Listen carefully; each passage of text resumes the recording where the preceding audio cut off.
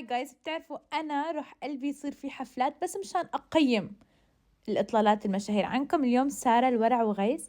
للأمانة غيث طالع كتير حلو ما شاء الله، وسارة طالعة كتير طالعة حلوة كمان.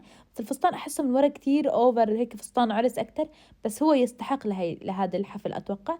فرح أعطيه واو، ما بعرف قديش بس واو، حبيت. اللي بعده نور ستارز، طالعة جدا أنيقة، حبيت الضوء هيك طالعة كلاس هيك.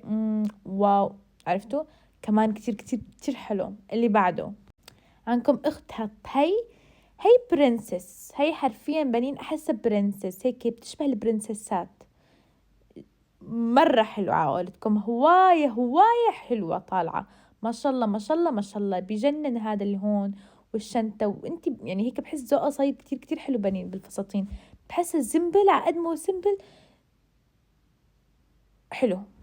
اللي بعده شيرين وأسامة، للأسف أسامة ما فاز، بس بحكي بهذا الموضوع بفيديو تاني. المهم كتير حبيت هيك شيرين، دائما حلوة طالعة، يعني ما دائما بتطلع حلوة شيرين، حبيت. وأسامة طالعة هيك كتير كلاسيك هيك حلو كمان. أه ما بعرف شو أحكي، بس أنا حأسكت لأني حكيت بالفيديو اللي قبله عليهم.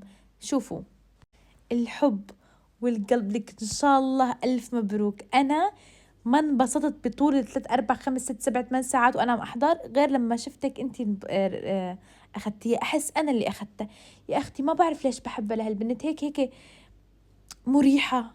ألف مبروك عن جد، من القلب من القلب من القلب، ألف مبروك والله تستحقيها جدا. لو مو أخدتيها أنتي كنت عملت لهم بلوك للكل، وكنت حيصير ما بعرف مجزرة جدا كبيرة. جدا مبروك، I love you. وبس.